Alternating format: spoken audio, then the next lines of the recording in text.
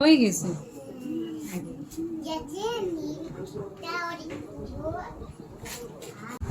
কোথাও একটা লেখা পড়েছি, লেখাটা খুবই হৃদয়ে ছুঁয়ে গেছে, তাই আজকে আপনাদের সাথে শেয়ার করলাম।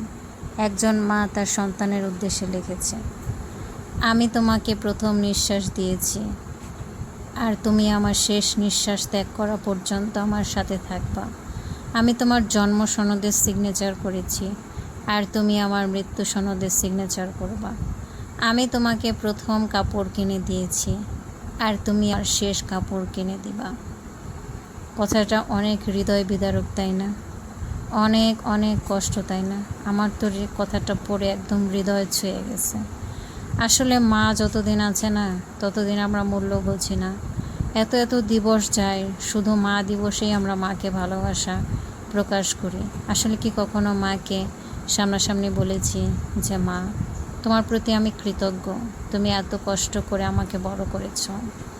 আসলে আমরা ততদিন পর্যন্ত কষ্ট বুঝি না, যতদিন পর্যন্ত নিজের সন্তানকে বড় হতে না দেখি, ততদিন পর্যন্ত বুঝি না যে আমার মা বাবা আমার জন্য কতটা কষ্ট করে আমাকে বড় করেছে। যখন আমি নিজের সন্তানের জন্য কষ্টগুলো করি, স্যাক্রিফাইসগুলো করি, তখন আমার বারে বারে মনে হয় যে আমার মা বাবাও তো আমার জন্য এতটা স্যাক্রিফাইস করেছে, আমার জন্য এত কষ্ট করেছে, আমাকে লালন পালন করেছে, বড় করেছে, আর বিনিময়ে আমি তাদের কী দিয়েছি? টিনেজ বয়সে আমি তাদের বলেছি, তোমরা কিছুই বোঝো না, তোমরা আর আমার সাথে কথা বলো না। হয়তো উচ্চস্বরে কথা বলেছি, দুর্ব্যবহার করেছি। যখন এই যে মায়ের কাছ থেকে দূরে থাকি না, তখন মনে হয় যে আসলে মা বাবা কী ছিল। এখন একটা সেকেন্ড বসতে পারি না, আর তখন শুয়ে শুয়ে সারাক্ষণ মোবাইল চালাইছি, বসে রইছি, খাবার প্লেটটাও কখনো ধুই নাই, সেই প্লেটে হাত ধুয়ে উঠে গেছি। মা ধুইছে, যখন পারছে তখন ধুইছে, হয়তো রাতে ধুইছে, হয়তো বিকালে ধুইছে। থালটা ঠেলা দিয়ে উঠে গেছি খাবার প্লেট ছেড়ে, তাই না? আর এখন এখন যখন খাবার শেষ করে যখন খাবার প্লেটের দিকে তাকাই, তখন আর প্লেটটা দূরে সরাই রাখতে পারি না, নিজে ধুইতে চলে যাওয়া লাগে। যেই কাজগুলো আমি করেছি, আজকে আমার মেয়েও সেই কাজগুলো করবে। যুগের বিবর্তনে ও হয়তো একটু বেশিই করবে আমি যা করেছি তার চেয়ে। কারণ আমার মা তার মায়ের সাথে যেরকম আচরণ করত, আমি হয়তো তার চেয়ে একটু বেশিই দুর্ব্যবহার করেছি। আমার মেয়েও হয়তো আমার চেয়েও বেশি দুর্ব্যবহার আমার সাথে করবে। যাই হোক, সেজন্য আমরা প্রিপারেশন নিয়ে রাখবো, কারণ আমরা আধুনিক জামানার মানুষ। মেন্টালভাবে আমরা অনেক বেশি স্ট্রং হয়তো, কিন্তু সন্তানের কাছে আসলে কি আমরা স্ট্রং? কি জানি, সময় আর পরিবেশ পরিস্থিতি সব কিছু বোঝাইয়ে দেবে।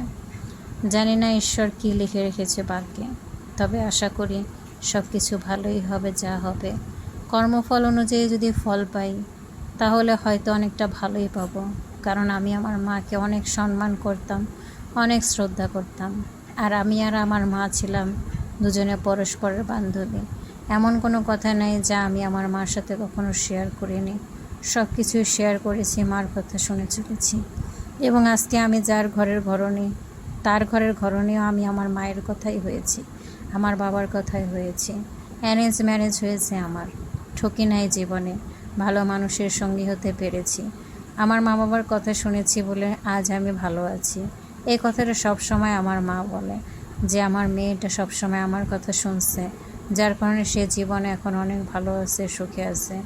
হয়তো এটা মা বাবারই আশীর্বাদ। আর জীবনের শেষ দিন পর্যন্ত এমন কোনো কাজ করিনি যে আমার মা বাবা আমাকে অভিশাপ দেবে। আসলে মা বাবারা কখনো দেয়ই না অভিশাপ।